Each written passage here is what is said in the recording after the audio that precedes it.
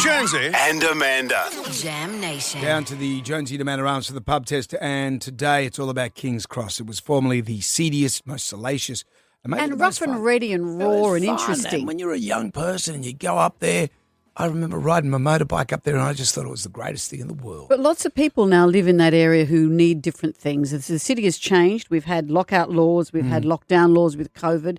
The face of the cross has changed.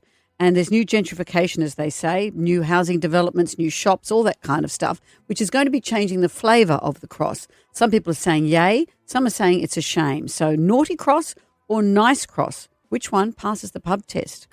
It's got to be Naughty Cross. I'm 35 now, and I, went to all the nightclubs and still work in the city. And it was great seeing all the young kids coming out of nightclubs scattered and still off their head. I like the nice cross because I feel safe going there now to restaurants and nightclubs without getting hurt. Well, I like both because I lived up there and I moved out because my daughter got too familiar with the lights, the strip lights. When we went used to go for walks in the morning or the night, and she used to get too familiar with the strip show lights. I said, I think it's time to move out of here. But the old place is still good, and the new place is boring. So growing up, I remember going into the Bourbon and Beef Steak, which was quite an eye-opener as a kid.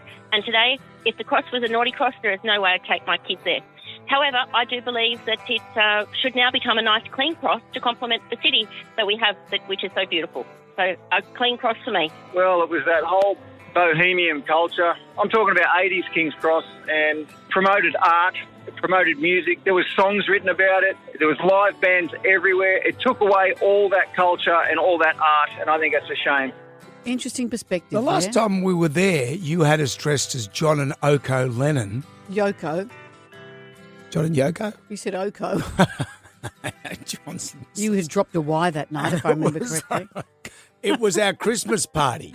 It was. Well, it was in the 70s. And then we had to walk through King's Cross, and you didn't. And this is a problem with stupid costumes, because it's all well and good when you're at the venue, but then we're walking through King's Cross on the anniversary, mind you, of John Lennon's death, and I'm dressed as John Lennon, and you're dressed as Yoko Ono. When you say you were walking, that's a loose term. We tried to fold you into a cab, and the that was cab the end of driver the night. refused to take you.